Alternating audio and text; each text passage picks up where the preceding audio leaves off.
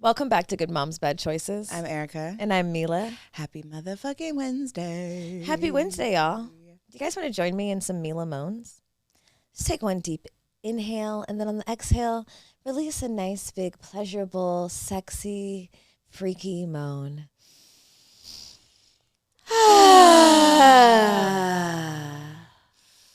I love that so much. How are you? I'm good. How are you? I'm good. I'm good. Your hair looks beautiful. Thank you. A mermaid, a siren. Appreciate it. This is my tantrika hair. I love it. my retreat season in tantrika hair. I just love black women. We can just switch it up so quick. You had a little short pixie 1 second ago, and now you have full mermaid dreadlocks. I'm a whole new bitch. Literally, I'm a whole new bitch. I love that. I'm like, I'm feeling different this week. Let's switch it up. I love it. You look gorgeous. Thank you. I appreciate it. You look gorgeous. Thank you. I'm really feeling the red hair still. I've committed to it. I was going to take it out like 22 times, and then I'm lazy. I'm moving. There's red everywhere already. I don't want more red. And then I look, every time I put my makeup on, I'm like, she's cute. When my makeup's not on, I'm like, you look really tired. It's giving holiday. It's pumpkin spice. I'm actually in pumpkin spice. I am a walking pumpkin spice latte right now. If you're not on YouTube, go on YouTube right now. And if you're not, you should go subscribe anyway, because it's nice to look at us. Because I was just telling Jamila, I was like, I don't really watch our show on YouTube. But every now and then I get a glimpse, because I go back there to curse people out in the comments. I'm like, oh, that was looking good that day. Or like, bitch, you could have put a little something on under the eyes, bitch. I don't look because I don't have time to pick apart myself. I'm just like, one thing about not pick apart. I mean, one thing, we've started to always wear makeup. There was a time where we were getting our hair braided. We was looking like we rolled out of bed. Some days we do, but one day I didn't wear makeup. That was the day that you were mean to me. Remember that episode, guys? First of all, remember that episode where I was like, I'm going to be raw. And then Jamila was like, you're kind of a bitch. And I was like, whoa. I was sharing my true feelings that day. It had nothing to do with you not wearing makeup. But maybe you being naked. So ever since then, I put makeup on because I showed up raw and she hurt me. You invited me to get raw too. You're like, I'm going to be makeupless. And I was like, well, I have some shit to say. I'm never going to live it down. That one time I was mean to her. Jesus Christ. I was just the one that they caught on camera. Do you think I'm mean? No. Do you think I'm a little cold sometimes? You can be cold. I've gotten that in some of my relationships. And so I'm laboring myself through that part of myself. I like to cut people off if they piss me off. That is my go-to. Like, I don't like you anymore. Not necessarily healthy, but yeah, then I can just turn off, which, yeah, I'm working on it. Sorry. I apologize for that time I was mean to you 2 months ago. It's okay. It's fine. Thanks. Deserved it. Thanks for forgiving me. I was in a heavy bitch era. So. Remember in 2023 when you were in that bitch era? Dear, I was just thinking about 2023. Do you remember? Oh, old. It was your bitch era. We almost broke up. I guess everyone needs at least, a couple of seasons where they are friends. A lot of seasons where you're going to maybe be in a funk and be a bitch. And that's just part of the growing pain. It is. Well, thank you for loving me through all my seasons. Thank you. I probably could have delivered that message better. I might revisit my bitch era because it just happens. I'm moody. I think I'm going to go into my bitch era. But I'm learning how to compartmentalize my bitchiness. So it's just for me. I'll be that bitch for me and not spread the bitchiness to everyone in my path. Okay. I think it's because I don't really give a fuck. Like when I'm in a bad mood, I don't really care how it affects people, and that's not okay. Especially when you work so closely with so many people, dear. Yeah. I get into a point where I'm just like, yeah, I don't, or I'll just get quiet, and then everyone's like, something's wrong. And I'm like, there is something wrong, but don't ask me what it is. And I won't. I'll be like, I know it's wrong, but whatever. Anyway, we have a very... Enough about your bitchiness and my almost bitchiness. We have a very special guest here. I'm actually very excited to have this guest. I feel like we got to know you without getting to know you, like all around you. And so now you're finally here and we get to ask you all the questions ourselves. We have the founder, the extraordinaire of Honeypot. Yeah. Oh, Beatrice Dixon. Sorry, I'm like, why are you looking at me? I don't know why I expect the camera to just swing over to her. Right. Welcome to the show, Beatrice. What do you like to be called? Beatrice? Both the full? Beatrice Dixon. It sounds very sophisticated. It does. Either way, either one. welcome to the show. It is funny. It's almost like you're like this mystical unicorn that like we've been like using your products, talking about them forever. Going to your office, seeing your office, like looking in your office, like knowing she's not here, but we are. Literally, I was like, Erica, I think we're gonna get along with her. I was like, I don't know her, but I like her. Thank you guys. So welcome to the show. Thank you for having me. Truly, I'm grateful. I have a lot of questions. Just I move around a lot, so I know how that like does with podcasts. Like shit, physically, I thought you meant like move, like you travel a lot. No, like physically, I do that too. But just letting you know. No, you're good. Okay, I do too. I'm kind of jittery. I have to remind myself that I'm on camera. People think that she takes drugs. Yeah, those are the comments that I wrote. I saw that once. Like that bitch is on something. I'm like, no, I just have a lot of energy. That's kind of mean. People are mean on the internet. Luckily, we have tough skin, or we just ignore it. But yeah, fuck them. That's my motto. How do you combat those kind of things? Because I mean, you have a major business, and people, I'm sure, always have opinions and things, and on social media, all the things. How do you? I don't look. Okay, well, that's a good tip. Yeah, I don't look, and I just, as my friend Shamika says, I just want to sip my tea and mind my business. Drink my water and mind my business. That's what she always says. Yeah, I mean, I think somebody's always going to have an opinion of you. I think that's just a part of being human.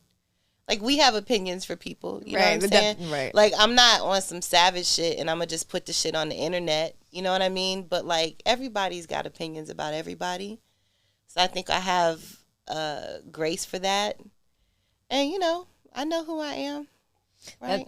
That's the human part, accepting that you have opinions and that's okay, and other people have opinions about you, but it's the part of not taking it personally and not letting it like bleed into your existence and change you. And also, not everybody needs to hear your motherfucking opinion. No, like you said, I'm not gonna blast them. I might like tell my friend, like, girl, right? Like, let me tell you, I wasn't feeling her for some reason. It might be me, but right, exactly. I think that happens, and I think that it's natural and normal.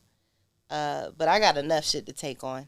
I don't have, I was gonna ask you that. Like, have you felt like being in this position that you're in at the top of this like empire, essentially, like as it's grown and as you've seen it like grow, have you felt the pressure to show up as like, oh, this is what a founder looks like, or this is what a CEO looks like, or you know what I mean? Like, has there been pressure to show up in this space a certain way because of the success of your business? No, I just show up as me. I showed up. I might not know what time I'm going to go on, or I might not know all the shit we're going to talk about, but I showed up, and I just want to show up, and I just want to be who I am. It is exhausting enough, the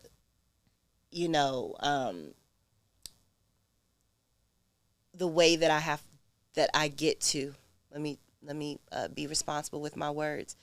The way that I get to show up, it can be very, very, very exhausting because it requires a lot of things, right? It requires, being home for a little bit of time, having to pack a bag, right, when I may have just gotten back the day before or a couple days ago, getting a little bit of time to myself, getting a little bit of time with my family or my partner, and then having to jump on an airplane, and then having to get somewhere, figure out, like, and I know all these things sound like very minuscule things, but it's a lot of shit, and so, for me, I just have to show up the way that I am as who I am, because all that stuff isn't really real.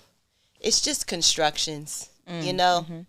And I think that when you're putting on a front and you're trying to show up as something that you are clearly not, it communicates, because everything communicates ultimately. I agree. I think there's it becomes a ripple in the frequency, and I think a lot of people need to hear this, because I think a lot of us have been given this idea that if I'm going to show up as like especially women, especially Black women, because there's a lot of pressure on us to just women in general, to be honest, right? Yeah. Like this is a man's world when it comes to that kind of stuff, especially business and especially money, mm-hmm. and especially when you want respect, in a professional sense. There's all these rules about if your thigh meat can be out, or and here we are. And here we are with my stripper shoes and my thigh meat in my office, But I think that's something that me and Erica, I think, have also kind of gotten more comfortable with and learned in this process is like, I've gotten much further in life showing up as myself. In fact, this is the furthest in life I've ever been. And it's because,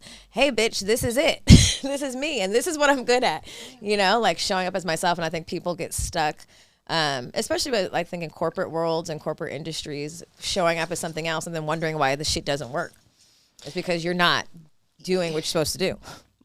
But the corporate world is learning that, right? That people want to show up as who they are. People want to be able to have kind of a work-life balance. Not that that's a real thing, but, right?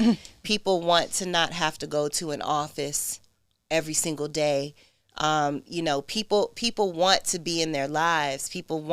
And I think that culture is shifting a lot of stuff. I mean, there's a lot of things happening in the economic world right now and in the business world right now, with a lot of companies, and the cool thing about this generation is they're not really fucking around. Like they want what they want, right? And you're better off leaning into that and treating people like human beings and not treating people like robots, because we're not, right?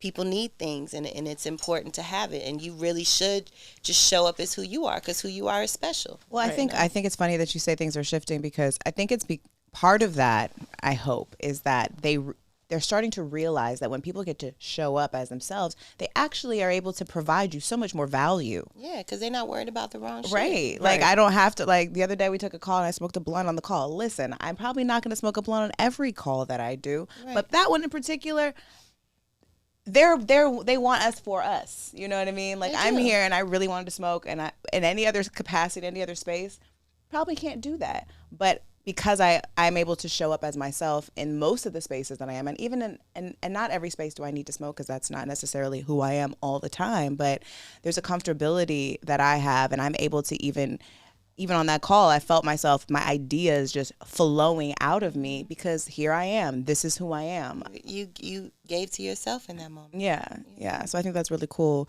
because I look at you as when I see you as a founder, and maybe you can just tell our audience. Maybe you guys are not super familiar, even though we've talked about Honey Pot for a very long time at this point. It's one of our favorite. Thank you guys so much. Feminine sexual care brands. But can you tell the people what is Honey Pot, and also, you have such an interesting conception story of the brand, which I found it was so beautiful, especially me and Milah always talk about. It's my favorite. Our guides, and we're always talking about manifesting and all these different things and listening to our inner voice and our higher self and our ancestors. Do you mind sharing just what is Honey Pot and how it was conceived?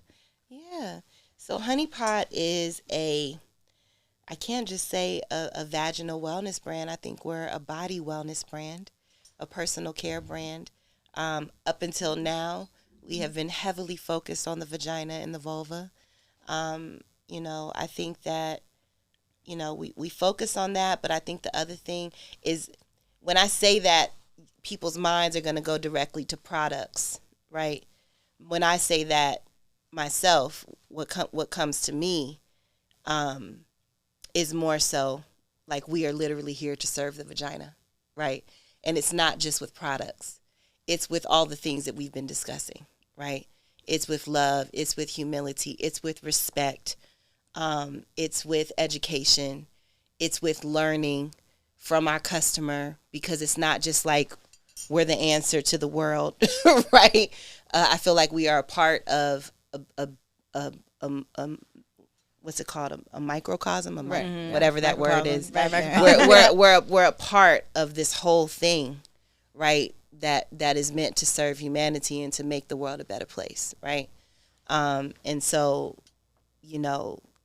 Honey Pot is really to help people to open themselves up, open their body up, for them to love themselves, love their body, be good to their vagina, be good to their vulva, be good to, at some point, their whole, because we're going into body care in the future, and so that's a big part of what we do.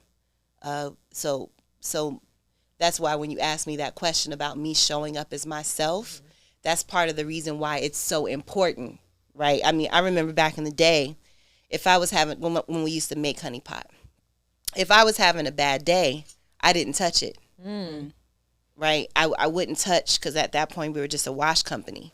Can't do that anymore, right? Now, the way that I can contribute that same kind of energy is to come from a beautiful place whenever I'm coming, right? Even if I wasn't having the best day, to like check my shit at the door, because I'm here and I'm given the opportunity through you all to be able to go out and talk to the humans that we serve, or potentially humans that have never even heard about honeypot, because not everybody has, you know? And so, you know, so just coming from a really beautiful, clear place is really important. But, you know, so, excuse me.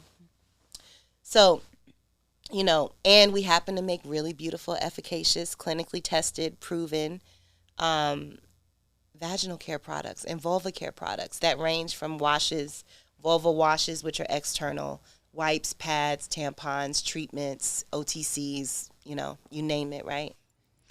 Guess who's coming to a city near you? Us bitches. That's right. We're going back on tour with Confessions of a Good Mom. Are you ready to confess your dirty little secret? Are you ready to have the ultimate girls' night or date night? We're hitting Philly, Washington, D.C., Atlanta, New York, Charlotte, Houston, and Dallas. And we cannot wait to turn up with you guys. If you haven't been to a Good Mom show, it is epic. It is fun. It is debauchery. It is a night of freedom, pleasure, and celebration and connection, and do all the things you wouldn't do Monday through Friday. We are giving you the ultimate girls' night, the ultimate date night. So bring your lover, don't be shy, and come hang out with us in your city. Click the link in this episode description and do not miss out. We're going to be in Philly on March 13th, Washington, D.C. on the 14th, New York on the 16th, Atlanta on March 21st, Charlotte March 22nd, Houston April 18th, and finishing our tour in Dallas on April 19th. This ain't like any other live podcast show you've been to, so get your hoochie gear, get your ladies, or come alone and come shake some ass. First of all, your wash is amazing. I live and die by it. Thank you, I sister. travel with it. I literally the other day I was like, I can take this carry-on, or I could bring my bigger bag and bring this full bottle of foam wash that Same. I'm like, we're taking the carry-on. I mean, not that we're checking the bags. Yeah. My other question was the conception story of Honeypot and how it came to you. Yes. So I had an almost year-long bout with bacterial vaginosis. I don't know if either one of you have had it, but it is the worst. I've had it, and it is the worst. It is the worst. It's totally the worst, and I think so many women. I think when I started speaking about it, I felt like nervous to talk about it, ashamed. There's so much shame, and so many women struggle with it, battle with it, don't even know they have it. That's even older thing. They don't even realize they have it, right. And not even knowing that, like, because when I went to go to the doctor and they told me that I had BV, he was just like, oh, well, now you got to just put in an acidophilus in your pussy for the rest of your life. That was his solution to me. No. Yeah. He said, you just have to put this in your pussy every day for the rest of your life. There's really not much we can do. Did he say pussy? He said vagina. Oh, I was like, oh, wild style. No. Okay. What kind of OB do you got? That old Persian. She's like, I think I might want to go. This old Persian man did not. That is fantastic. No, but that's what he said, and he said it so casually, and it felt like a death sentence to me. And I was like, wait, hold up, what? And so that's what I did, and it actually got worse when I started doing that. Yeah. I was like, there was like crumbs coming out of me. I was like, what the fuck is this? Yeah. So I'm sorry, I didn't mean to interrupt you, but you asked, and I said yes, I have had that, and I think a lot of women they do, and they're like, what do I do? What do I do? Yeah. What do I do? What were you gonna say? I was just like, there's just this strange. It's so odd that there's this strange like hush hush culture around vaginas, and if something's going wrong, it's like, first of all, we have this yoni for our whole lives. Like, something's bound to go wrong at some point. It's not going to be fucking roses and daisies 24/7. And as you grow, you like, and as you fuck people, and as you're like, I don't need to fuck that nigga. Like, there are something's wrong here. Your pussy will tell you, you know. You learn that pretty early on. Like your pussy be like, bitch. But there's this hush, like you don't want to tell your friend because you're dirty or something's wrong. Well, you are less valuable. That's really what it comes down to. You feel less valuable as a woman because honestly, men have put so much value, as they should, on our pussy. But the way it's supposed to look, the way it's supposed to smell. It's not even value on the pussy. It's value on it's only valuable if it's useful for them. Well, if it smells and looks and tastes how they think it's supposed to taste. And it's not even just like with having sex with people. Like even when I was pregnant, I had crazy yeast, and I was like, what the fuck is this? I had no idea. No one talked to me that like your shit changes when you get pregnant. Your hormones are all over the place. I was tripping. I'm like, I'm broken for the rest of my fucking life, and I'm itching, and I'm going to die. But there's like, and I didn't want to tell a lot of my friends because they're like, bitch, what's wrong with you? So like even amongst other yoni owners, it's hard to have the conversation because then you think your friend's going to judge you. Or even if like you go in the bathroom after a friend and you're like, something's not right, you're not going to tell your friend that. You know what I mean? But there has to be, I think I always make this example that I think people who are unwilling to examine parts of their private areas or their bodies or be naked alone or look in the vagina or like have the conversation, there's probably a part of you that like spiritually and emotionally you're hiding. There's parts of you cut off. If you're like if there's parts of your physical body you cannot examine and talk about openly, then there's probably parts of your spiritual and energetic body that you're not examining. And I think that's something to look at too. It's like, why are we cutting out parts of ourselves to like, if you're ready to look at it. Right. And that's really the key, is if you're ready. And if you can't look, then that's you knowing that like maybe you're not ready. And if you're still not ready, that's cool too, but it is important to navigate that. So completely agree with you. So back to your story. So you had BV for 8 to 9 months. Yes, I had BV for what felt like forever. It would go away and come back. Did you get BV from a partner, or how do you think it came from? I have no idea. Okay. I mean, I was young. I was outside. You know what I mean? I got mine from a specific person. I know who the fuck it was. But you know what so listen. BV is basically a pH imbalance. Right. So it's not necessarily that you got it from somebody, more than if they came inside of you, let's call it what it is. Right. If they go by male, I'm trying to be open here, but I'm going to say woman and man just for the end of this conversation. If you're with a man and that's the partner that you choose, and they ejaculate inside of you, right? Sperm has to carry life. So it makes sense that sperm has to be alkaline. It wouldn't be able to carry life if it was acidic. Our vaginas are an acidic environment, right? So if you're with a man and he ejaculates inside of you and his sperm is like extremely alkaline, which can happen, right? Especially if it's a guy who like eats well and takes care of himself and all the shit, right? He was a vegan. Super, no, real shit. He was. He was probably super alkaline because he took care of himself, right? And then your vagina is super, it's I won't say it's super acidic, but it's between a 3.5 and a 4.5. But also what could have happened is if your pH was already off a little bit, and then he came inside of you, and guess what? That just threw it off a little bit more. Stirred the pot. And what happened was it created an environment for these bacterias to just grow by the billions, because you don't have enough good bacteria to fight all of the bad off. And so then guess what? Here comes BV, right? So it's not, a lot of people think that you're just getting it passed on from somebody, right? It's not necessarily that they got like a dirty dick or whatever, or a dirty mouth, or a dirty vagina, depending on who you getting busy with, right? No judgment either way. It's just that whatever was happening with their body chemistry, and when it mixed with yours, it just made an interesting concoction. Some people just don't agree with other people. Some people just don't agree with this man. No. Some people just don't agree with other people. Real shit. And that's okay. And it could be somebody you're deeply in love with, and your body's just like, nah. I talk about him on the first episode because we went back and listened to that episode, and I told he was called No Chemistry Bay. I called this nigga No Chemistry Bay. I mean, it's quite accurate, and he fucked up my chemistry. Yeah, because you named him but like that. spiritually, I knew it was not gonna work. Yeah. And the sex was good, but then the aftermath was not great, and then I was stuck with BV. Yeah, I mean, you know, and if you're a person who's prone to it, you might want to, as soon as you get done, make sure you get up, go pee as soon as possible. Get in the shower. Do not, even if you want to get busy again, don't just chill in the wet spot. Get up, go pee, give yourself a little wash in the front and the back, and you know, and put a boric acid. I was in there. say a prayer. No, put a boric acid. Pop a boric acid in there just to help to reacidify yourself, right? So that you can create the environment in your vagina to produce more good bacteria. So that if any imbalance does happen, now you've just kind of neutralized the situation. Mm-hmm. You know what I'm saying? Like, and it's okay. Like, you know, this shit just happens.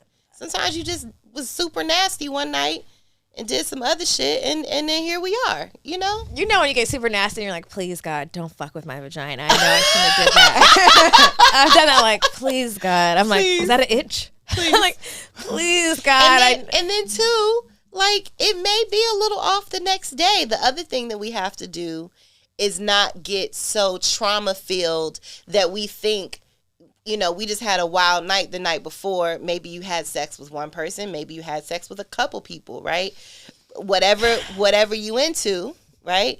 And you, of course, you're not going to be the same the next day. Like, just give it a couple days. It's going to be okay, right? And if it's not, then it's going to show itself. But in those instances, that's when you have to be responsible. You know, do a little extra. Clean up. Make sure you clean up good. Even if you're going to get busy again. That's the cool thing about Honey Pot vulva washes is they have a beautiful herbal hydration serum in them, essentially, that you could use it 20 times a day if you needed to, and it wouldn't dry you out. You know what I mean? But yeah, you just, you know. I mean, we're living beings. We're energetic beings. Like, shit is changing. We are living. So things, you know, like a plant be dying, the leaf be brown, and then come back up.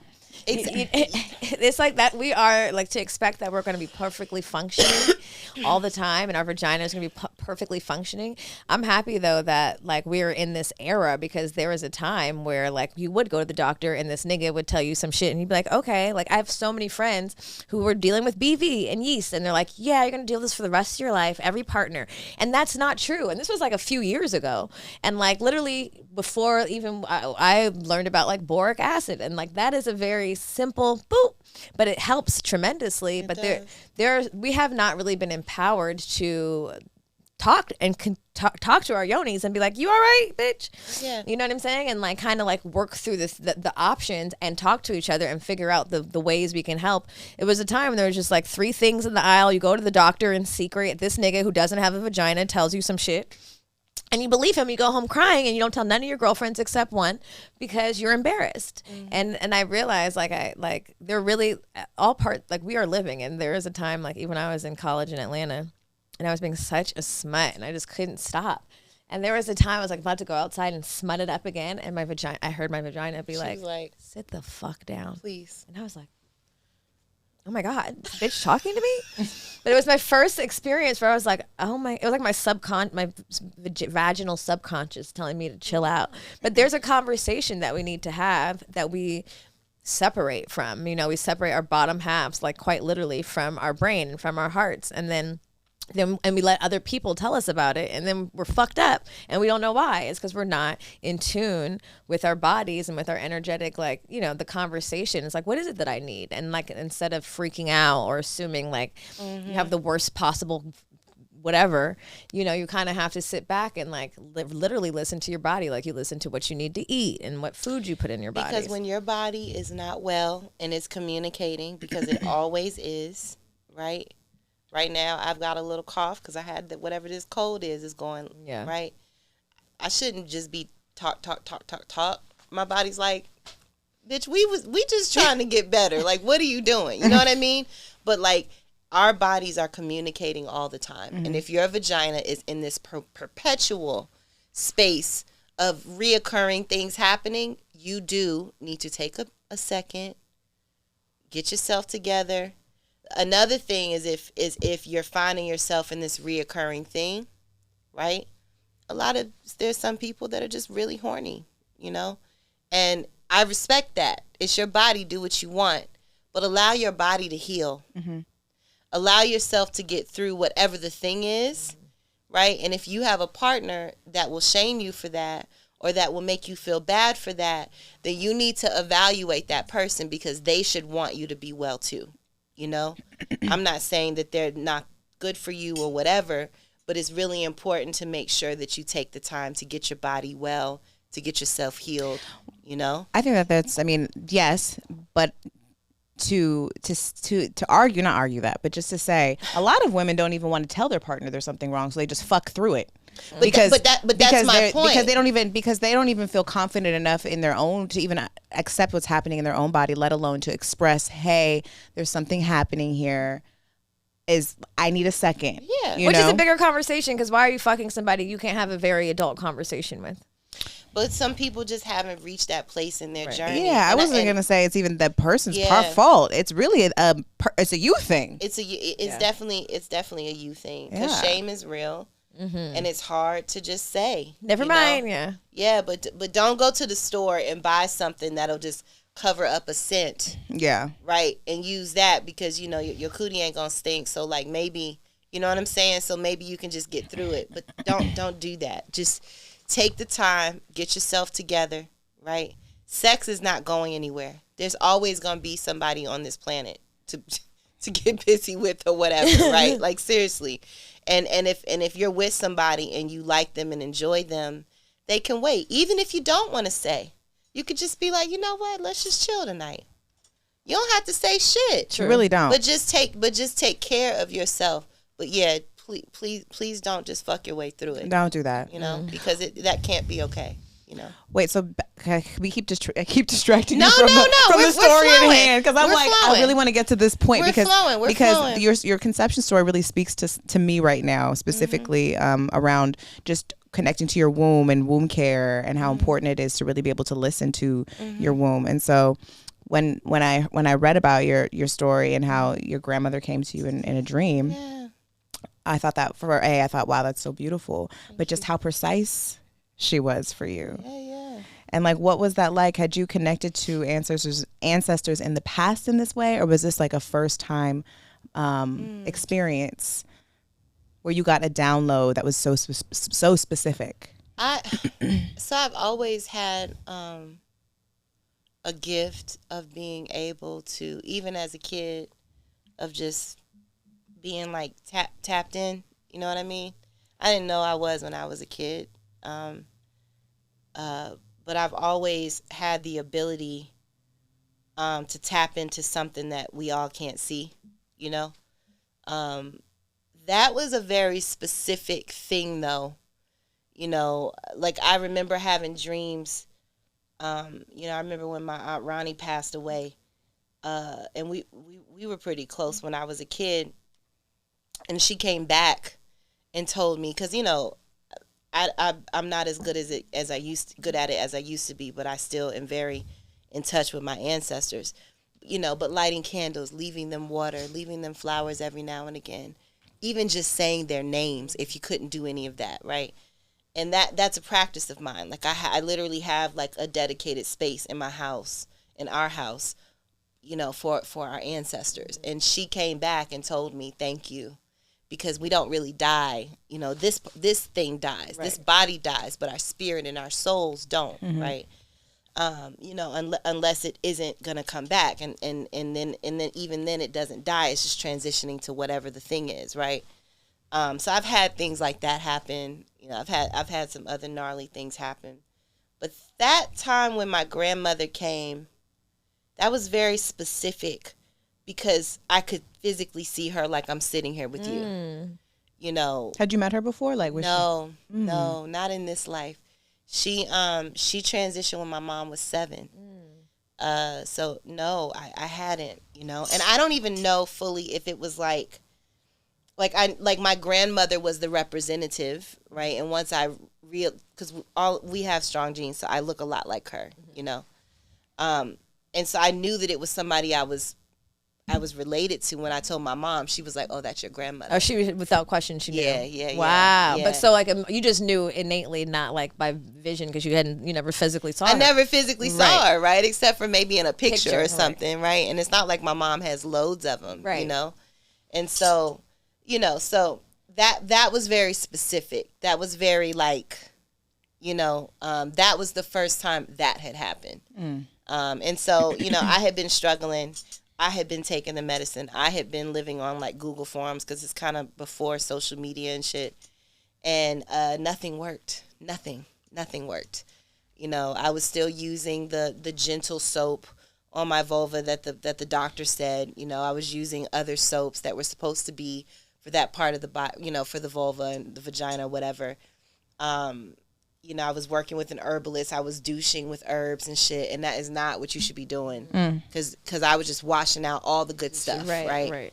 And nothing worked. And so my grandmother, who walks with me, she's here now, she told me that she had been walking with me and she had been seeing me struggle, and that she knew what to do. And she just handed me a piece of paper, and it had a list of ingredients, and she told me, I'm trying to talk to her, and she's like, "Babe, that's not." She's like, "I can't stay long.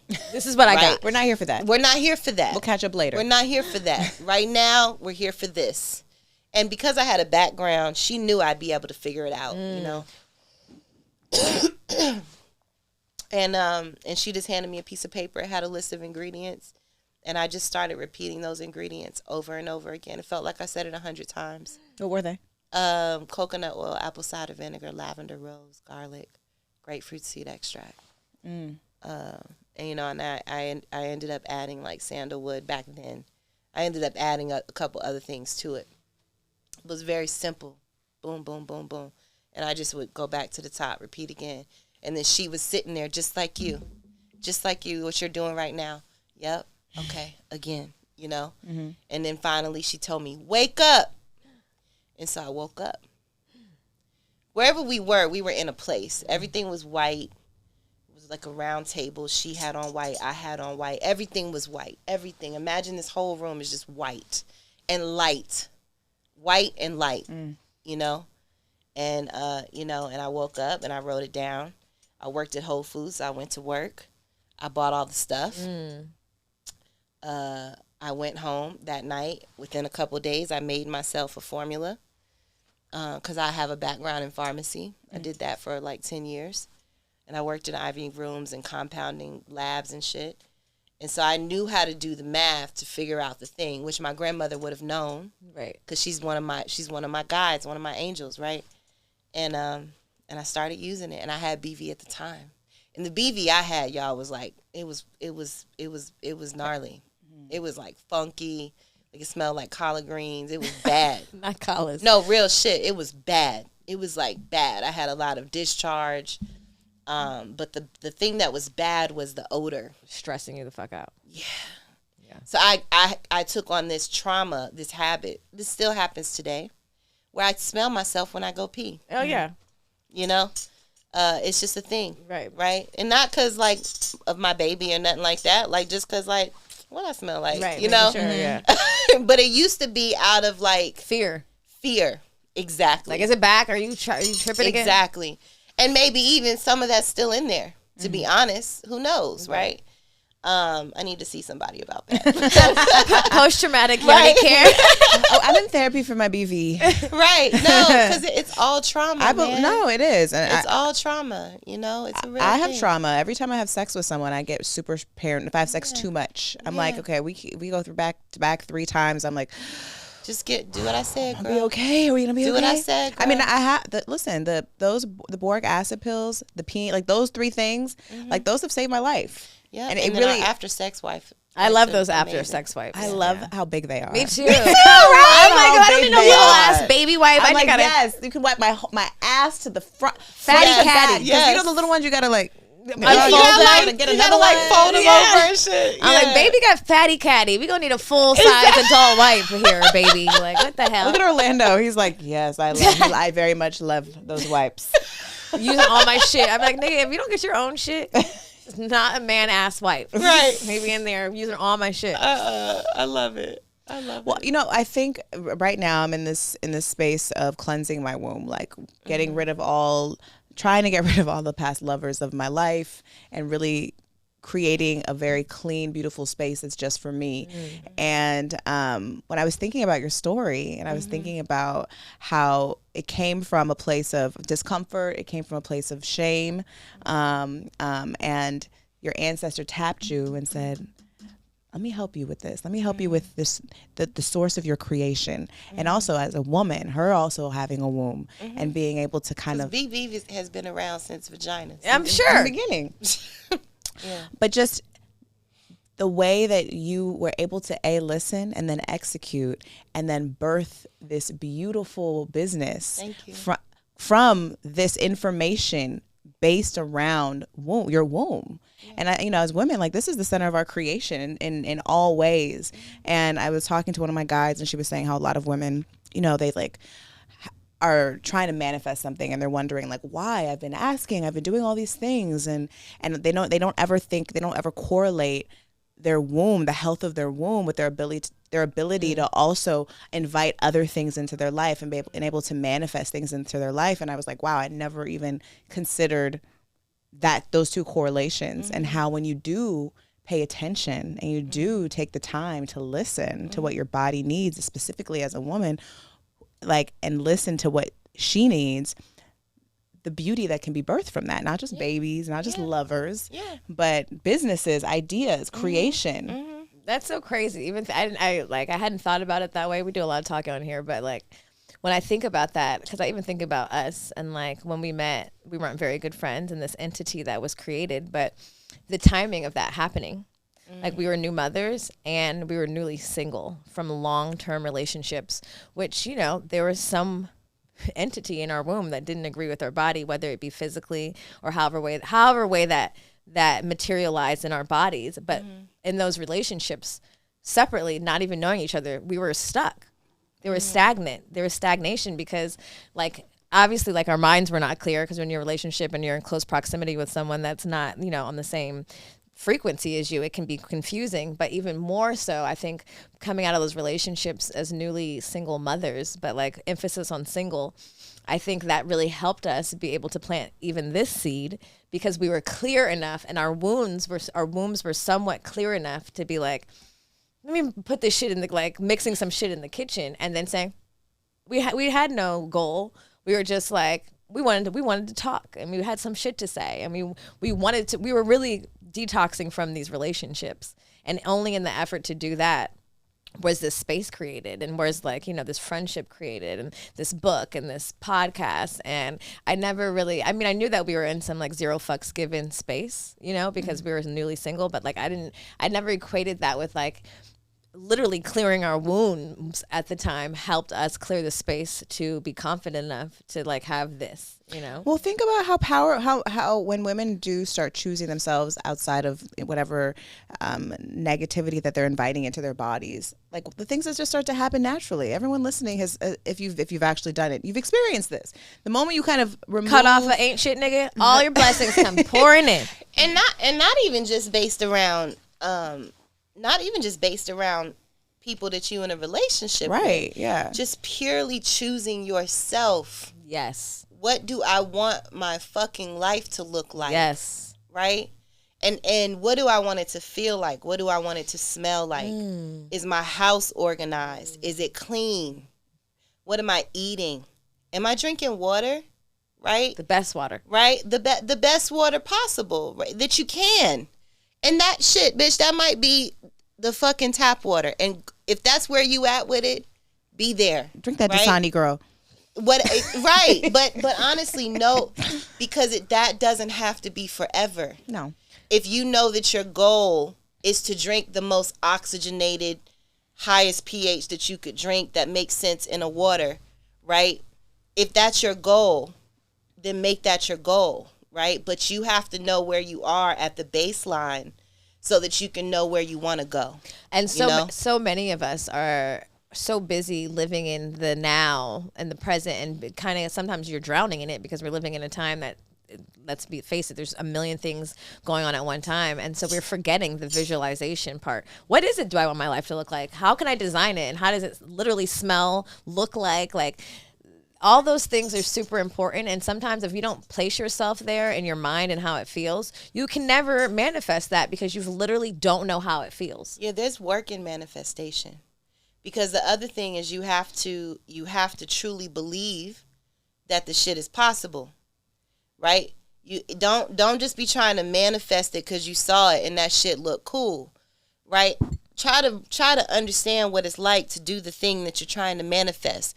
What is the work that has to go into that, right? What kind of relationships do you need to have in order to do that, right? You know, I'm very grateful to say I am a manifester like a motherfucker, right? I really am. Clearly. I really am. You know, but there's discipline in manifesting. If you want to manifest, you got to be fucking focused. What do I want? That's the star. Cool. I need to figure out the pathway to get to that star. And there's a billion ways to get to that star. Mm-hmm. Right?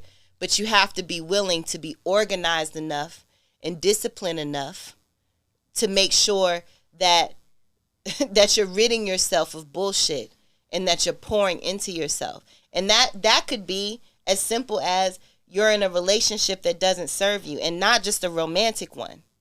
That could be work. That you've work. That could be a friend that is toxic and doesn't mean you well, right? That could be that you actually really don't like yourself. I was gonna say the relationship you have with yourself, which is the most important one. You know, that when you really want to get serious about building a life and designing a life for yourself, the only way that it's going to work, I won't say the only way, but one of the main ways that it's going to work is when you get real serious about the fact y'all got this to where it is because y'all were like, you know what? That can't be my fucking life. Whatever I was doing before this can't be my life. Girl, oh, you feel the same way? Cool. Let's have this conversation and let's just start something and see where it goes. Mm-hmm. And then you stuck to it. Right? You stuck to it. You met every week. You got a space. You invested in the materials. You didn't know what the outcome was going to be, but guess what? The other thing I think that you have to do is you can't be married to the outcome. Mm-hmm. Because then you're trying to control shit. You just have to be willing to put your head down and do the work. And also take and eat the shit as it comes, because shit eating is going to come. Mm-hmm. Right?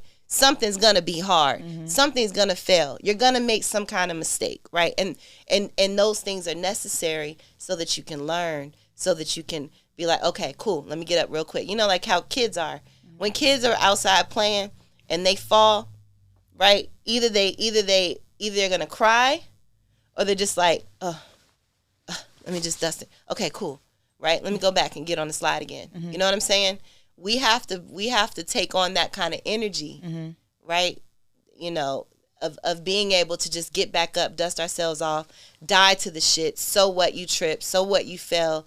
So what it was on the fucking camera? So what all these people saw you do it? So what? Get back to it, you know? And I think there's an ego death in that. Mm. And you really have to be willing to die to a lot of shit. When you're really ready, when you've really truly decided that you want to change your life, that's death to some shit, mm-hmm. right? So that you can bring on new life, new love, new patterns, you know? Because when we get stuck in these patterns and we keep doing the same thing over and over again, which all of us do, by the way, what do we have, like 80,000 thoughts a day? Mm. Most of the thoughts that we have today are the same thoughts we had yesterday. Right? And when you can start to get intentional and be like, you know what, let me write this shit down that I've been thinking about. Right. And you find yourself thinking about the same shit, same thing that you did yesterday, same thing you did 10 years ago, same thing you know what I mean? Like that bothered you. That hurt your feelings that she was mad at you or was mean to you. Mm-hmm. Right? Mm-hmm. Part of you is playing, part of you really fucking feels that shit. Oh, we already worked through it, but yeah. I'm not saying, I'm yes. not saying it to say that you didn't work through it. Mm-hmm. But there's still a little bit there though, right? Because it still came up. And I'm not judging, because who am I, right? But my point is, and that's beautiful, that you're willing to be like, you know what, there's still a little bit there. Even though you're playing, even though you guys work through it, right? Mm-hmm. I think it's just something, these are things that we got to pay attention to, you know? And you know, I didn't mean to digress, but this is the work, man. This is the work, because we can wake ourselves up. You know, humanity is fucking connected to everything on this planet. Take all the constructions out of your mind. None of that shit is real, right? What's real is that we have the ability to produce and make things and change energy and shift narratives and change the fucking world. We have the ability to do that. All these things that have been created, think about like social media, fucking news, all this stuff. All these things have been created to get us outside of ourselves, so we're not paying attention to the shit that actually matters, you know? Yeah. I mean, you can't pay attention to anything. You can't hear your inner voice. You won't have those dreams where your ancestors come to you. Maybe you do, but maybe then you don't wake up and you don't write that shit down. You just write it off as like, oh, that was a weird dream. Exactly. You know, that was kind of crazy. Anyway, back on Instagram I go. Oh, there goes your fucking $1 million idea. But there's something so beautiful about what you're saying. Is because like the human race, we are innately supposed to be connected to ourselves and to others. That is a part of how we progress. Like, we're the only species that you can literally take something from your head and like literally create it. You know, any idea, like, this is what we can alchemize. But I think people struggle with accepting both the divine parts of them and the human parts of them. And even for me personally, you know, I think there are human parts of me that stress me out, and it's in the feelings. What you are know, those parts? Oh, the feelings. Yeah, feelings. And it's crazy because I'm empathetic and I can feel for others and I'm present and I can look across the room like something's not right. I'll be right back. Let me go talk to this stranger. Are you okay? Mm-hmm. But like when feelings come up for me, I feel myself wanting to separate and like get away from that, like the feelings of like whatever labels I've put on certain things, like jealousy, like just caring, like I don't want, this is bothering me to care about you this much, whatever it is. And I think that, you know, and again, like you bringing up her making the comment about me being mean to her last month or whatever, is like she got that from me. Like, I am the queen of like being serious joking. Like, I am joking, but I'm serious. We all are, though. You know, it's like I'm unwilling to really, like, it's not that we need to address it. I know that, but like, there are human parts of me that if I had ignored or I've continued to ignore, this version of myself wouldn't be here. And it's hard and it's difficult and it's like, but that's a part, like we suppress certain feelings and we keep moving and we disregard it. But there's beauty in examining those things. Like, what is it that you're avoiding? Why is this bothering you so bad? Why are this comment or this person, like, there's usually something deeper there. And it's in the picking through those things and like kind of peeling back those layers that we kind of get to heal wounds and trauma. But you first have to be able to acknowledge that that's a thing. Like, you're not joking, you're serious, and that hurts your feelings a little bit or whatever it is. And why are you glossing over it so you can joke and move forward instead of saying, let me sit in this for a minute? And, you know, like, just like a lot of people listening or, you know, whatever, like, you could be in a relationship that, you know, for a good, like, even friendships that are not serving you, no growth. You don't feel energized when you leave those conversations. You don't feel good when you leave those places, and you're still subjecting yourself to those friendships, those relationships, those jobs, and those spaces. But there's something to look at that's deeper, because our human anatomy, our bodies are truly created to alert us when something is wrong. They are. hey, something's not right here, but we have been so programmed and really domesticated to ignore those human physical reactions in our bodies that are usually indicators that something's fucking off. Yep. But we're so not speaking English with our own bodies that we're steady moving in this other direction of this systematic, prevailing of success. And if I go to college and then I graduate and I go to this school and I fucking like I'll get promoted. And sometimes that works for people, but a lot of the times it's in the peeling away of this like the avatar, that there are the ideas, that there is like, it's in the growth that the births happen, right. And like, these are like, your grandmother came to you in a dream and said, hey, this is what you need for your pussy. And someone was, we got broken up with, and we're like, we smoke weed, and we're moms, and we're like, we're going to make a talk. You should talk. And things that seem. It's beautiful. It's beautiful, and they seem mundane, and they seem almost silly. I was literally thinking about this in the car today. I'm like, we got motherfucking lucky. But it's only because. But did you, though? It wasn't lucky. It was only because we chose. You worked at it. We worked, and we chose, and literally. We chose this thing that we had no example of, but I think thankfully we were delusional enough together. But it wasn't even delusional. It was like, we were tired of our fucking own shit. We were tired of ourselves. Like, I don't even like this version of me. Hey, bitch, You want to do something different? Because this is not really who I am. I don't know how I've gotten here, but I'm ready to turn a new chapter. And it was only in the union agreement to be like, let's do something fucking totally different. Let's not go back into relationships that don't serve us. Let's not let anybody else's opinion of us like make or break what we're going to do. And let's keep going. And it was only in that this version of ourselves got to be here. And you guys committed to a relationship together. Yeah. You guys are in a very deeply devoted relationship. Mm-hmm. And that's beautiful. Even if the only time you spent together was here.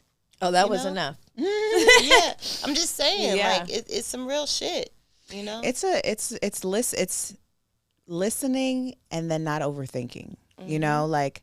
And quickly when I listen to this voice, because people always ask like, why did you start a podcast? Like, I wasn't like some deep in the podcast world. In fact, podcasts were, now it's a lot more diverse. It was a very white space.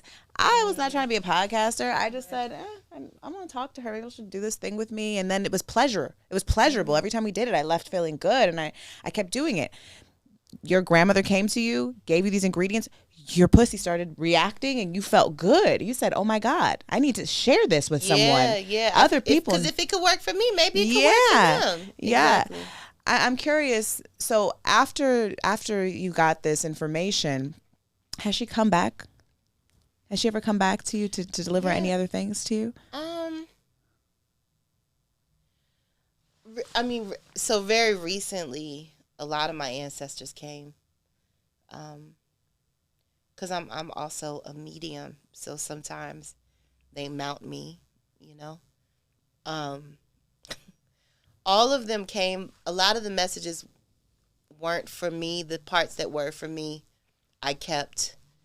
I think the overwhelming message that I've gotten from a lot of the ancestors that I've been communing with or that have used my body to communicate, it's overwhelmingly been about taking care of ourselves. Very simple, basic things. Take care of yourself, eat well, drink water, don't worry.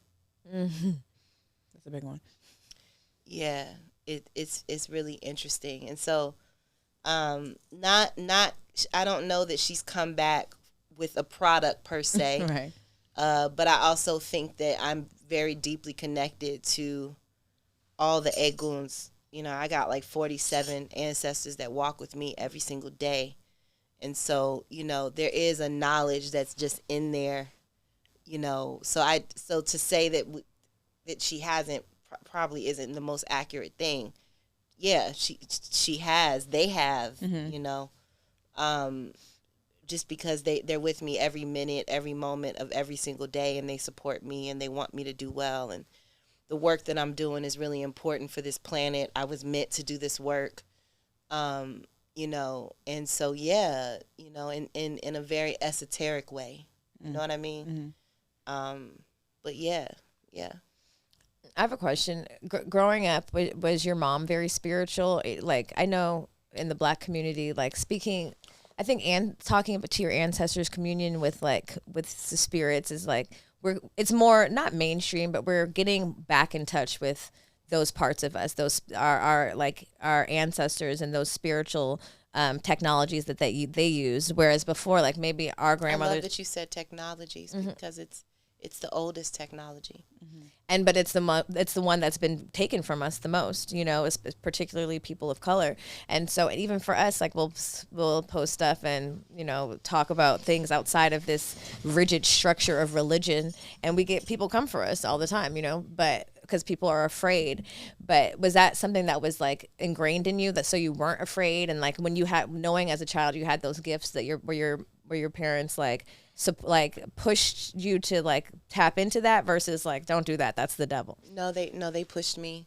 When I was 12, I had a really traumatic thing happen, and my mom called my Aunt Jenny, who's one of my ancestors too, who's also one of my guides, who like lives like right on my left. She yeah. She said, "That's my baby." She told my mother that this was the moment that I was receiving my gifts. And and the thing that happened was a health thing. And she told the doctor, "Don't over medicate her. This has nothing to do with her being sick. This has everything to do, you know, with her receiving her gifts, because quite naturally it's a big gift to receive, right. You know." And so, you know, I just come from a family of Native Americans, obviously African American. I come from a family that is deeply connected to their ancestors, to their roots, deeply connected to the ground, deeply connected to themselves, you know. And so it's never been a thing that's been weird, you know, even when there was a moment in my life where I may have been called myself a Christian, right? I'm no longer in that moment, which is okay. You know, I believe that religion is there for us when we need it to, right? Sometimes you transition out of one and into another one, right? It's like school. Yeah. Some people need to go to school, right, in order to get the job and do the thing. I view religion as that, right? It's a form of a school. It's a form of a thing that you may need to help you be disciplined, right? For whatever the thing is. Some people, you know, are Muslim. Some people are Christians. Some people cover their whole body except for their hands, right? Some people only show their eyes, right? Like, and that is because that is where they are in their journey, and that's what they feel that they need. Or some people don't even have a choice, right? And so, you know, I think that religion is actually quite beautiful because it's based on what you need in your life at the time. I think that all of the religions are serving to the same thing, right? You know, but my mother was never a mommy. She was very strict on me, but she also gave me the power to choose what the things that I wanted to get into, you know. She was strict on me when I lived under her roof and when she was in charge of my bills. And my mother had a very hard life, so she was like, "There's no fucking way that you about to have a hard life, right? Oh, one of your friends is pregnant? Cool. You're not going over their house no more." You know what I mean? But she that was fucking. Yeah. And it wasn't that she didn't want me to do that. It's just that for her, it was like there was plenty of time for that, right? This is not the time for that, you know? You know, my mom never just gave me shit. She was like, "Okay, cool. You go get a job. You want to do that. You go get a job. You put half, I'll put half." Sometimes she ended up putting more than half, but I still contributed. Right. You know, and that's who my mom, that's the kind of human that she made me into. She had me to earn things, which gave me discipline, which, you know, so she, you know, she really prepared me for this moment, but you know, but yeah, you know, it's always been a thing in my family. Yeah. I mean, that's beautiful. I think, you know, living in America, it is rare. I mean, we had on Milah, and she's a voodoo priestess, and the way that the internet came for her and her And us. And us. Yeah. And just even the fact about talking about just like using, like connecting to the elements is like very problematic for people. Like tarot cards, everything. But even the mere elements of the earth. The elements are the gods, aren't they? And it's how the fuck do we live if we don't have an ocean, which is Yemaya, in the river, which is Oshun, and the wind, which is Oya, and you understand what I'm saying? And the thunder, right? Mm-hmm. And the how all that those religions did is just gave those very natural things a name.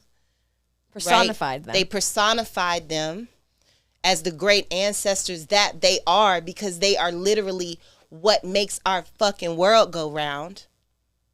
We cannot survive if we don't have air, water, fire, food. Earth. It's earth. The earth is our God. And if you cannot understand that, if you're not in the place in your journey where that makes sense for you, that's fine. That's none of my business. Just like me believing that the earth is God is none of your business. Right? Mm-hmm. Right? I can believe what I want to believe in. You can believe what you want to believe in. It's whether you come for me or not. You could create a whole fucking smear campaign. I wouldn't give a shit, because I know that this planet is my source for everything. It's connected to all the other planets in the solar system. And all the planets have some sort of some kind of element happening. Some of them are made only from chemicals. You understand what I'm saying? Yes, and that's their God. And that, exactly, right? And we would do good, because I my spirituality is very steeped in Santeria Lukumi, right? Which is when the Africans left Africa, they went everywhere. When they went to Haiti, they created voodoo. Mm-hmm. When they went to Cuba, they created, or any of the Latin countries where they went, they created Santeria Lukumi. But it was all the same thing. Based in the same. They were all practicing. If it came out of West Africa, or even other parts of Africa, they may not have called it Yoruba. They might have called it something else, right? The Native Americans don't call it an African religion, but guess what? It's the same thing, right? The Hindus may not call it that, but all of them, the way that all of them are connected, some of the oldest spiritualities and religions in the world know that you have to pay respect to the elements, because the elements, literally, there's an element in this room. I'm drinking water. You've got these plants. You got that fire in that fucking candle. Like, you understand what I'm saying? How can we not? We're all breathing air. Mm-hmm. You know what I'm saying? How can you not acknowledge these sources of But also, like, you don't have to. No judgment. Right. But understand it's none of your business if I do. Right. Right? Right. Yeah. Who are you to tell me I'm not worthy, or I'm going to this place if I'm not on the same page as you? Yeah. And that's the thing with like. But also, like, cool, if you believe that great. But my source of power, I don't have enough energy to tell you where you're going, because I don't know that. I acknowledge I don't know what your agenda is. Any of us that are on this side probably don't know. For those of us who have had the curse and the privilege of being able to go to the other side and come back, a lot of times they know, because they've been wherever there is, right? And a lot of them have very, very, very interesting experiences, right? But like you said, none of us know what's over there, because you know why? Because we're here. Yeah.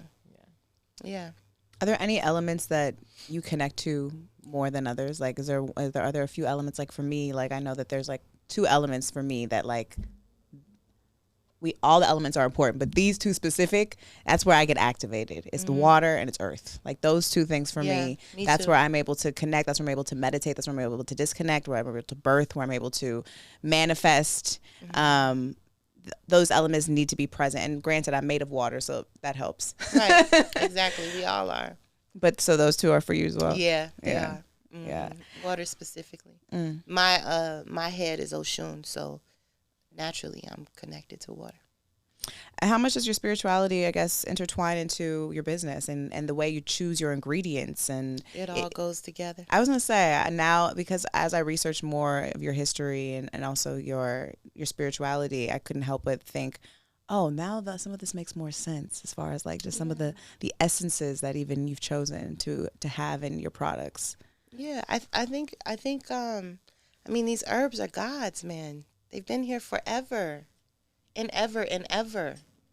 You know, they're plants, like, you know, and they're there for our wellness. You know, if anything, that's the place that it comes from. I have such a divine respect for these plants and these herbs and these flowers and these and the water that it takes to create it, because water activates. It takes on energy like that, you know? And the messages that are wrapped around these bottles and the energy that, from the people that work in this business that actually want to help people in their lives, all of that transmits into every single thing that we do. So for me, you know, we have got to come from a good place. We've got to mean the shit that we say. We've got to, you know, we've got to really be in this thing, you know. When we meet as a team, like that's the kind of energy that's in the room. Everybody that's been attracted to this company, y'all included, we're all here for that common mission. You know, I got chills because this is for real. You know, we make products that serve the vagina. Like that's the root of what we do, to the root chakra. That is what we do. Like that is like some real shit. You know, I don't take that lightly. You know, I just don't. I don't. That is a very real thing to be doing. Anybody that makes products for people to consume or put on their body or eat or take a supplement or whatever, in my mind, which is why I'm very choosy about what I put on my skin and what I eat and supplements I take and all the things, because I have to make sure that those companies are well intentioned, because that shit's going to affect my life. So this is not a game for me. You know, this work that we're doing, there has to be a lot of responsibility in it. We're not just making products and putting a label on it. Like that can't be it. That's not it, you know? And I think that's one of the reasons why so many people have such beautiful experiences with our products, because that is the intention from the moment of conception, which is also why we have done so well, which I'm grateful to say. I don't say it with ego. We have done so well with our business. Not well financially. That's not the well that I'm talking about. I'm talking about the clinical trials that we've run, which we've run hundreds of them with over 3,400 humans, right? And counting, to understanding the efficacy, to understanding what people want. Do they like this messaging? Do they not like this messaging, right? You know, what is their experience? Did it make them feel good? These are the things that we talk about in our clinicals, right? Did it work for you? Our clinical trials are a part of our innovation process, because to us, what's the point of putting it out in the world if it doesn't work? Absolutely, there's no point. It doesn't, right? It's no point. So we heavily invest in that, because it has to work. People have to see value, right? The other thing is the regulatory part. Honey pot is in like every regulatory class that there is. You may call us crazy for doing that, but we did it. When you say regulatory, you mean like vegan, vegetarian? No, regulatory meaning like with the FDA. Oh, the FDA. You know? So we have to really invest in our team to be able to understand that, to be ahead of whatever's happening, to make sure that we're dotting every I and crossing every T. Right. And that doesn't mean that things don't come up every now and again or something doesn't change, but we work really hard to stay ahead of it, right? You know, the way we run our business. We're not here just trying to buy customers. That's not the vibe, right? We should earn our customers because then they're real. Right. Then they stay. Then they stay. You earned me. I mean, I Thank you. When I saw you in Target, I said, I was like, hell yeah. I said, oh my God, a woman-owned brand, because there's a lot of feminine care brands, and you don't know who the fuck owns that shit. And that's why I love that tagline you have on all your products, which is, what is it? Made by humans with vaginas for humans with vaginas. Yeah. That is such a simple statement that is so important for me as a customer. It's just important for me as a customer. That is so important because you got it, get it. Because that Persian man who told me I need to put fucking acidophilus in my pussy, who doesn't have a pussy, who never will have a pussy, didn't get it. I didn't understand how traumatizing that moment was for me. Right. So I felt like, oh my God, I know that this is made with good intention, I think. And then I used it, and then I said, yes, it is. It is. Yeah. It really is. Like, we really, really love humanity. We really, really love this planet. We really, really, care, you know? And you are doing such important work, helping the women heal. Not yes, their bodies, but really, I'm really in this space of just understanding how important it is for this part of our bodies to be functioning at the highest level. And taking care of it and cleansing it and not being ashamed of it and using it not just for the pleasure of your partner, but the pleasure of yourself. And, you know, I think that a lot of women, we are so disconnected because we've been shamed, because we don't really know what's going on down there, or someone told us, oh, this doesn't look right or doesn't smell right or what this or that. And it inevitably begins to affect all the more than just that, your sexual part of your relationship with yourself and with others. It starts to bleed into all the areas of your life. Well, sexual energy does bleed into all the areas of your life. Absolutely. And it's the most suppressed energy in Western society. And so when you suppress something, it don't not hunts you, but like there's parts of you that need to come out. And if you're constantly ignoring it can make you ill, like physically sick. Yeah. Yeah, cortisol and stress can definitely make you ill. Okay, so before we get out of here, I want to play a little game with you. Okay. We have a game on our show called Trigger. Let's do it. And basically, I'm going to say a word, and then you say the first thing that comes to mind. Okay. Don't overthink it. Marriage. Wait. Why you laugh? Say it again. Marriage. Love. Your vice. Love. Favorite sex position.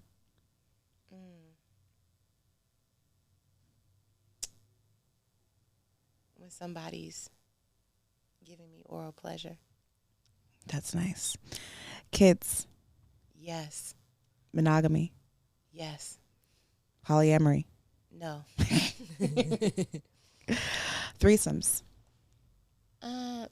Before. You're done with threesomes? Yes. No more sharing. It's not no more sharing. It's just I just don't want to. Mm-hmm. You know, doesn't mean it's forever. Just right now. Bad choices. Inevitable. Happily ever after. Hopefully. Mushrooms. Yes. Medicine, God, earth. Pregnancy. Yes, Lord. Favorite porn category. I don't know if I can say it. Who's gonna watch it. this? Come on. Favorite porn category. I like watching people masturbate. I can like Squirt. that sometimes. Me too. I love that. You like watching squirt porn? Oh, so much. Yeah. Really? Yeah. Mm-hmm. But it's I gotta find this right one, because last night I went down a rabbit hole. You know, I've never used Twitter for porn. You did it last night? And then I went down a rabbit hole last night. Oh, yeah, But then I got Wait, stressed. there's porn on Twitter? Oh, So so much. much porn on Twitter. So much I don't know anything about Twitter. But then I couldn't. I wasn't searching You the right gotta find it. hashtags, and it was hidden. And I was like, You "What have the to look fuck?" at- you have to look at- I typed in BBC, nothing came up. I was like, then it was only the BBC that came up. You gotta go like the one I porn was like, person. I'm not looking for news sources. I don't want to read about this shit. I'm looking for big black cocks. Anyway, wow. I like watching male masturbation too. BBC. Anyway, sorry. Yeah, I went down a squirting loop. What they call rabbit hole last night. But then I always feel like I have to cut the cords. Cut the cords of what? Cut the cords of energy between the person. Oh, you and the. So that's true also because yes, and then last night I wasn't getting what I needed, and I was like, "You're not getting what you need because you don't really need this. You need to turn this off." Never mind. And you need to think about what it is. What does that feel like for you? I squirt anyway very easily, but what is it that you? I know. Thank you.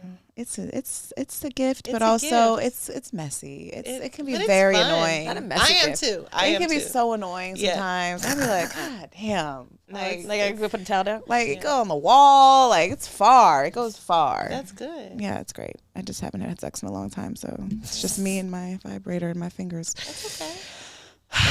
For now. Until I find someone I want to share that energetic exchange with, which also, by the way, I was listening to a podcast you were on, and you were talking about how, sex is such an energy exchange, and that at this point in your life, you need to make sure that you're good with the deposit that they're going to leave with you. And I said, wow, what an interesting way to say that, because it is an energetic deposit that they leave there with you for a long time. And I got to be willing to share. I've worked hard, man, to cultivate this space. And I'm still working on it, and like just to have, like that, you know what I mean? It's just, it does. It leaves like, it's a thing. Those soap scum commercials. Yeah. And you just like splash it and then you see all the residue on the dish. Yeah. Or it leaves out that film that you can't get off. Yeah. Like it there has to be for me. For me too. There has to be discipline around it. Yeah. For me too. Therapy. Maybe. Never been to therapy? I have. I just always get into this like mindful discussion, and then it feels like we're just friends, and then I'm like, why fuck? Why did I just pay you? Like I have a lot of friends. Yeah, exactly. You know why? Because I feel like you could be a therapist. You give therapy. You're giving therapist energy. So you're going to end up therapizing your goddamn therapist. But I don't want to do that. Not why I pay you. Shit. Yeah. Biggest insecurity? Body. Like the whole body? No, like my I think I'm a curvy woman, and I sometimes have to like tap into my body to love it. Sometimes it's hard for me, just being honest, and most of the time I'm good, but sometimes it can be hard for me. And then I think I know I'm only supposed to say one thing, but I'm going to say two. And then I think the other thing is because I spend so much time, I give a lot of myself in these conversations and just in life. I give everything, like all of me. And so sometimes it can be hard because I have to like, there can feel like a little bit of a depletion. So I really have to like pour into chill, yourself. Calm down, pour into my wellness routine is like on another level, because I really have to give my body back what I took away, and so I think somewhere in there lies a little bit of why there's an insecurity too.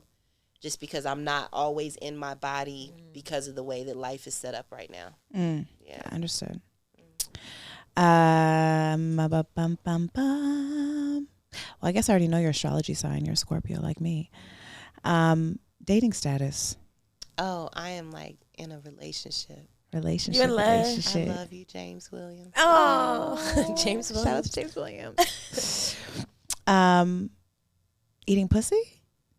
Yeah, in the past. Not right now. No. Are you bisexual? I Or guess. do you like have a label? I just like people. I'm the same. I said the same thing, and then Orlando said that doesn't work. That it's not how, because there's special words that go with certain things. I said I was pansexual. He said no, you're not. Because then I said I'm pansexual. I don't know if I'm allowed to say this, but this is what my interpretation of it. I said I'm pansexual for cisgendered people, and he said that doesn't exist. And then I just said fuck it, I'm just bisexual because you're getting on my fucking nerves. Tell me what the labels are. And he's out there like, what? I don't know why. I don't like the word bisexual. I don't like how it rolls off the tongue. I just think I just am. Yeah. You know? Yeah. Gospel music. No. No Kirk? No. You don't want to stomp? No. I don't Stomp. I don't like gospel music.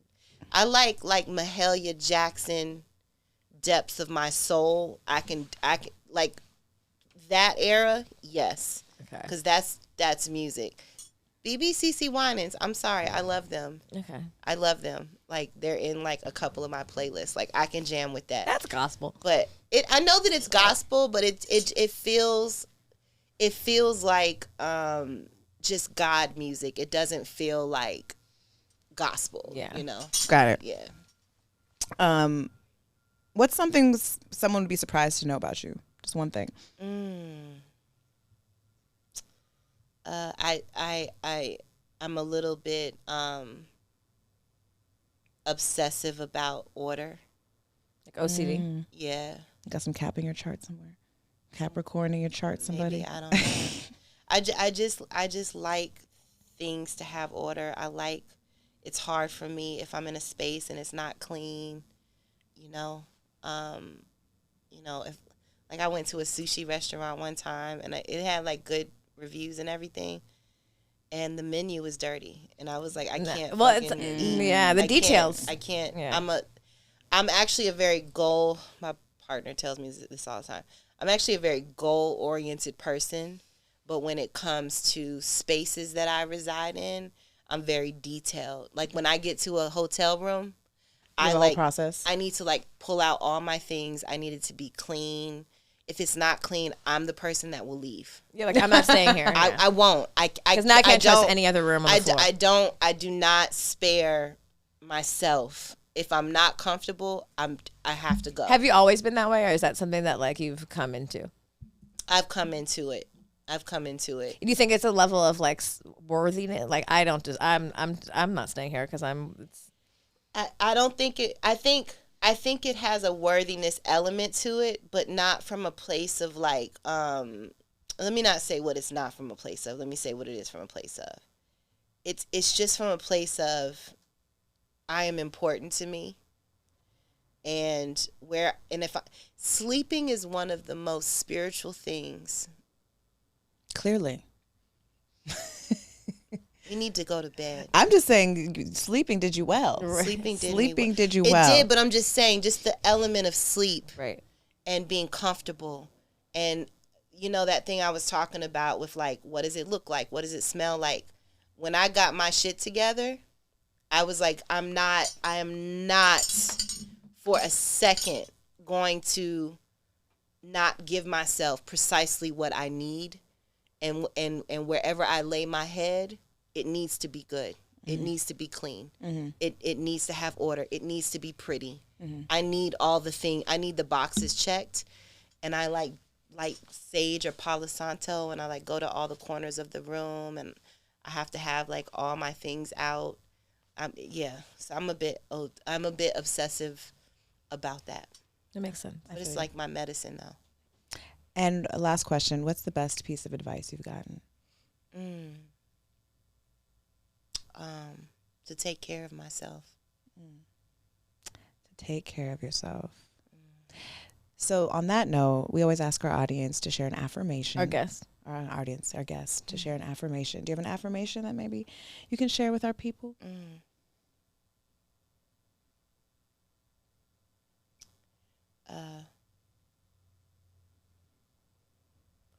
Don't worry. Take care. Don't worry, take care. That's a good one. Right? If understand the things that you're worried about, tap in to see if you have control over it. If you don't, die to it. If you do have control over it, then take control so that you don't have to worry. It's simple, easy, good advice. And the last thing I would say, which is very stoic and a little morbid, but we're all gonna leave this place, so like it's gonna be all right. You know what I mean? Everything's gonna be okay. YOLO. Yeah. Yet live, be here, right now. It all works itself out one way or another. It really does. If you don't resist. Exactly. The resistance is that's where the chaos is birthed. So you kind of just have to go with it. Okay, so you pulled a card at the beginning of the show. You pulled the Empress card. And the Empress, which is interesting, represents femininity, beauty, nature, nurturing, and abundance. And the Empress signifies a strong connection with our femininity. Femininity translates in ways elegance, sensuality, fertility, creative expression, nurturing, and is necessary for creating balance in both men and women. The Empress calls on you to connect with your feminine energy, create beauty in your life, connect with your senses through taste, touch, sound, smell, and sight. Draw on these senses to experience pleasure and deep fulfillment. The Empress signifies abundance. You are surrounded by life's pleasures and luxuries and have everything you need to live a comfortable lifestyle. You are in a period of growth in which all you have dreamed of is now coming to fruition.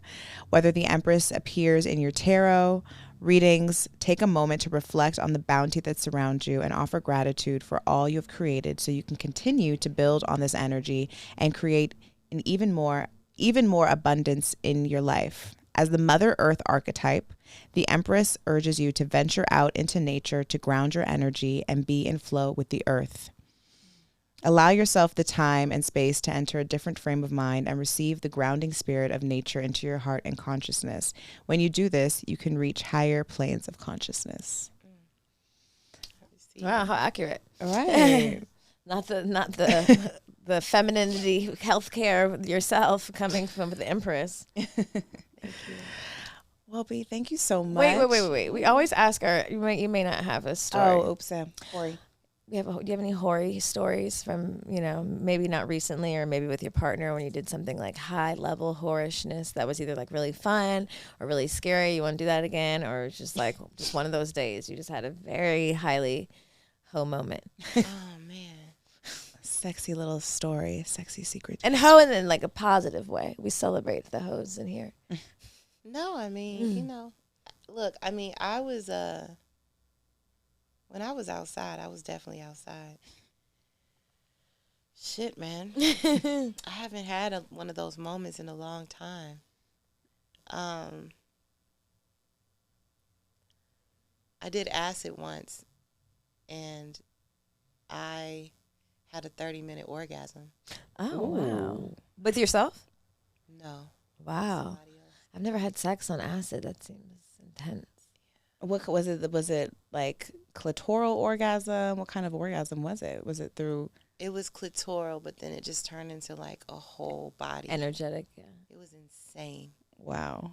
Did you feel anything else? Like obviously it was an orgasm. Did you get any I felt like nirvana. What nirvana must feel like. And I would, like whole energy is fine. Like I'm with that. That felt like, otherworldly. Yeah. But yeah, I mean, I've lived my life. Amen. Amen to that, as you should. Damn, when you have a 30-minute orgasm, how do you go back to regular orgasms after that? You learn how to stretch them out. You ride them. You're like, oh, I can do this. Perfect. Note to self. Yeah, I mean, I think when I free up a bit, I wanna get more into tantra. You were talking about. Oh yeah, earlier. Yeah. It's been very super deep and super a lot of clarity. Yeah. And I just created the dialogue with myself that I like certain things I knew on the surface, but like in a much deeper space. Exactly. So I think that you would fuck with it. Yeah. I'm thinking about you on acid because acid's one of my favorite drugs. I don't do it very often, but you can't. No. You can like once or twice a year maybe. I've only and actually it's been a while. Really, I haven't done it in a while. I haven't done it in a few years, but it changed my life. It changed mine too. I mean, I have to be conscientious of the shit I say. We don't endorse the shit we say. Yeah, no. I'm not. I don't want to endorse it. We can trade stories. But what I was thinking about in just medicine and that type of medicine in general, plant medicine. I don't. It allows you to access a different part of your mind that our human body often won't allow us to. I think that there's ways in which, you know, when you are able to really kind of be rooted and dedicated to your practices and whatever that is for you that allows your mind to expand in that way, you can reach those levels of consciousness.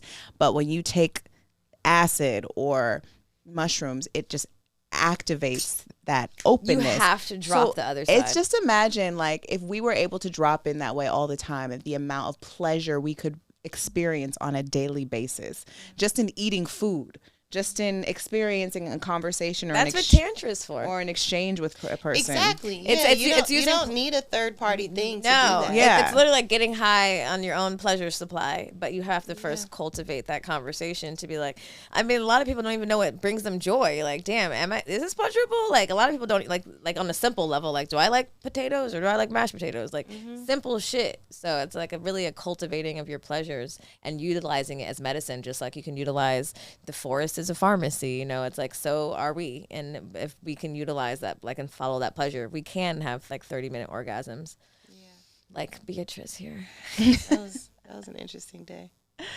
Well, thank you for sharing, and thank you for coming on our show, and thank you for all that you do for my pussy and all the pussies all around the globe. For all the yoni owners in the world. We appreciate you. I really do. I really do. And even the men too, using my full-size wipes and my lubes and my tantalizing serums. Thank you. No, thank you. I appreciate y'all. This has been so good. I'm so happy to have you. I knew I was excited about this conversation, and it is everything that I knew it would be. So I'm really grateful to exchange energy. Thank you, and I love you guys. I love you. I was gonna say that. I was like, is she gonna think I'm weird if I tell her I love her? I love you. I do. I love you. Can you tell the people where they can find you? Yeah, you can find me at I am B Dixon, BEADIXON. You can find the Honey Pot at the Honey Pot Co. Exactly. You see how much I'm on social media. You can find our website is thehoneypot.co or even thehoneypot.com. If you want to go to the store and find us, the best thing to do is just go to our store locator, put in your zip code, and, you know, we're in Target, Walmart, Walgreens, CVS, Kroger, Meijer, you know, everywhere. I'm grateful to say. But I want to encourage you to buy it straight from her website, because that's like, I feel like as a brand owner myself, I know that matters. It matters, sister, but honestly, like, I want people to buy it wherever they want to. True. Or wherever you see it, buy it. Wherever you want to. If you want to, whoever your retailer is of choice, you can go to their website. You can buy it on Amazon. For us, you know, what we prefer is for our customers to just, wherever you shop, right? And that's why it's really important for us to be wherever people shop. That's true. And if you want to get a discount, you, babe. I appreciate you. If you go to the actual website, you can use our discount code. Oh, there you go. So that's what I was gonna say. You might as well. You're right. You might as well. You want to get a little discount? The whole website, GMBC23, and they got all the things, baby. Yeah, just click the link in this episode description. If you listen to this episode and you haven't tried Honey Pot, this is your sign. Yes. You've heard us talk about it countless times. You've heard how it saved my life. You've heard that I think you're nasty if you don't have wipes in your bag. So go ahead and get the wipes. The judgment. Listen, sometimes you gotta shame people into cleanliness. Not shame. Listen, you need to have wipes in your bag. If I have my purse here, I always got the sandalwood wipes in my bag, honey. And you need them too. So make sure you click the link in this episode description. Check out the Honey Pot Co. Use our code GMBC23. Make sure you check out Beatrice, and make sure you subscribe to our YouTube channel. Yes. Follow us on Instagram, rate and review our episodes. Make sure you check out our holiday gift guide, which is also going to feature Honey Pot, of course. And happy almost holidays. Don't let these holidays stress you out, guys. Just please don't. Ease man-made. into it. Enjoy it too. Ease into it. Buy the things that you really want, that make you feel good. Give people things that that are going to make them feel good. And that's even the point of our gift guide too. Is like, these are products that, like, I want to give people that I love, not just shucking shit at people. Right. Just because I'm supposed to. Yeah. So be kind to yourself. We love you. We love you. Love you. And we'll see you next time. Bye. Bye.